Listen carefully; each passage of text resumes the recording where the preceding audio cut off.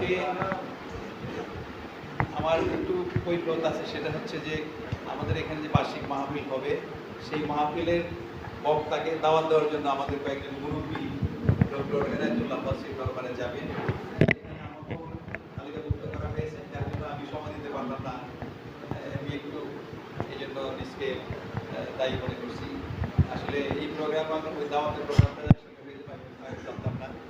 আজকে আমাদের এখানে যে সমস্ত মূল্যবান এসেছেন তাদের কাছ থেকে মূল্যবান বক্তব্য আমারও শোনা দরকার ছিল। ইসলাম সম্পর্কে আমাদের অনেকেই ধারণা নাই, আর যতটুকুই আমার আছে ততটুকু সঠিক সহির উপর নাই। আমি একটা ভিন্ন প্রসঙ্গে বলতেছি যে আমাদের যে ফুট ইঞ্চি যে পরিমাপ, এইটা কিন্তু আপনি চায়না ফিতাটা মাপলে একরকম হবে, আবার বাংলাদেশি একটা ফিতা যেটা রোদ বৃষ্টি ভিজা গেছে সেইটা দাম মাপলে অন্যরকম হবে। আসলে গ্রিনিচ মান কেন্দ্রে একটা কনস্ট্যান্ট টেম্পারেচারের উপর একটা স্কেল রাখা আছে, যেটা একটা নির্দিষ্ট তাপমাত্রা আছে, এবং ওখান থেকেই সমস্ত মাপকাঠি নেওয়া হয়। তা আমাদের চলার মাপকাঠি হচ্ছে মুহাম্মদ রাসূলুল্লাহ সাল্লাল্লাহু আলাইহি ওয়াসাল্লাম। আমি খুব লেখাপড়া করতে পারিনি, একটু লেখাপড়া যতটুকু পড়েছি, মৌলানা মওদুদী রহমতুল্লাহর উপর একটা সমালোচনা হয় যে উনি মওদুদী রহমতুল্লাহ বলেছেন যে সাহাবারা সত্যের মাপকাঠি না, এটা নিয়ে সমালোচনা হয়। কে সত্যের মাপকাঠি? আমরা বলি যে রাসূলুল্লাহ সাল্লাল্লাহু আলাইহি ওয়াসাল্লাম সত্যের মাপকাঠি। সাহাবারা তাদের শতভাগ অনুসরণ করলেও মাপকাঠি হবে আমাদের রাসূল। এই জিনিসটা অনেকে বুঝতে পারে না, তারা মনে করছে যে মওদুদী রহমতুল্লাহ সাহাবীদের সমালোচনা করে, আসলে তা না। আমি ওই গ্রিনিচের যে মানদণ্ডের কথা এই জন্যই বললাম যে মানদণ্ড হবে একটা নির্দিষ্ট টেম্পারেচারে, একটা নির্দিষ্ট স্থাপনের জায়গায়, যাতে এটা বেশ কম না হয়। আমাদের দেশে সাধারণত আপনারা দেখবেন যে এই যে শ্রমিকেরা, বিশেষ করে সোয়েলরা যে কাজ করে মুলি বাস কোবায়, সেখানে যেই কাঠিটা দিয়ে মাপে বারবার ওই কাঠিটা থেকে যে মাপটা নিবে।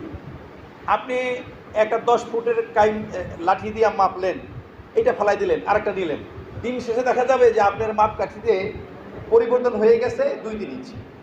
এই জন্যই মাপকাঠি হবে একটা নির্দিষ্ট মাপকাঠি হবে রাসূলুল্লাহ সাল্লাল্লাহু আলাইহি ওয়াসাল্লাম। এইটা আমি বুঝে বলতে পারলাম না, কিন্তু আমাদের মুরব্বী এখানে যারা আছে তারা ভালোভাবে বলতে পারবো। আরও অনেক বিষয়ে সমালোচনা হয়, যেমন এই যে জামাত ইসলাম সম্পর্কে অনেক জায়গায় অনেক রকম সমালোচনা হয়, কিন্তু তারা নিজেরাই বোঝে না। যেমন টেলিভিশনের যে ছবিটা, আমার দাদাই বললো যে খুব সম্ভব বাতাসে উড়ে আসে। বিকালবেলা যখন দক্ষিণ দিক থেকে বাতাস আসা শুরু করলো, তো দাদারে বললাম, দাদা এখন কি হইলো? তখন সে আর কথা বললো না, মিলতেছে না। এখন আর টেলিভিশনের ছবিটা যদি ঢাকা স্টুডিও থেকে বাতাসে উড়ে আসতো, সকালবেলা ঠিক ছিল, কিন্তু বিকালে উল্টো দিক থেকে আসলো। এইটা অনেকে বোঝে না। ইসলামের সূক্ষ্ম জ্ঞানগুলি আমরা অনেকেই বুঝি না, না বুঝার কারণে আমরা বিভ্রান্তির মধ্যে পড়ে গেছি। আমরা জানি যে তোমরা অতিশয় উৎকৃষ্ট উম্মত, যেটা কোরআনের বাংলা অনুবাদ যদি আমরা বলি। তারপরে আছে তোমাদের মধ্যে এমন একটি দল থাকা প্রয়োজন যারা মানুষকে সত্যের দিকে উপদেশ দিবে, অসত্য ফিরে রাখবে। প্রথমটা আমভাবে সবার জন্য। দ্বিতীয় আয়াতে বলা হয়েছে একটা নির্দিষ্ট দল থাকা দরকার। আমার মনে হয় এই নির্দিষ্ট দল যদি আপনারা করতে পারেন, আপনারা যারা উপস্থিত হয়েছেন, যদি এর মধ্যে আপনারা সামিল হইয়া এগুলি মানতে পারেন, তাহলে আপনাদের মর্যাদা হবে সবার উপরে। অর্ধেক মানলেন তো অর্ধেক মানলেন, এইটা হবে না। যাক, আমি অন্যদিকে যাইছি না, আমি শুধু শুভেচ্ছা জানাচ্ছি আজকে যারা বিভিন্ন এলাকা থেকে আসছেন। আমরা এই বৃহত্তর জাজিরাবাসীর পক্ষ থেকে তাদেরকে আন্তরিক অভিনন্দন জানাচ্ছি, এবং আপনারা যারা উপস্থিত আছেন আজকে আলোচনা শুনে আপনারা আপনাদের যতটুকু ভুল ত্রুটি আছে সেগুলো সংশোধন করার চেষ্টা করবেন। জামাত ইসলাম যে শুধু রাজনীতির কথাই বললো তা না। আমি যখন কলেজে পড়তাম, আমার সঙ্গে যারা জামাত ইসলামের সদস্য ছিল তাদের দেখছি তারা প্রচুর স্টাডি করতো, বই পুস্তক পড়তো, এবং তাদের সিলেবাসের মধ্যেও এই স্টাডি দেওয়া ছিল যে এইটুকু পড়বে, এতটুকু পড়বে। তো এই বিষয়গুলি কিন্তু আমাদের সাধারণ লোকেরা জানে না। তারা জানে জামাত ইসলাম একটা দল, তারা রাষ্ট্র ক্ষমতা যেতে চায়। আসলে রাষ্ট্র ক্ষমতার চেয়ে বড় হলো যে মানুষকে বাঁচানোর জন্য যে প্রোগ্রামগুলি হচ্ছে, সেটা হচ্ছে সবচেয়ে বড় বিষয়। তা আমি যদি থাকতে পারতাম তাহলে আমি বুঝতে পারতাম আর কি, আমার জানার সুযোগ হইতো।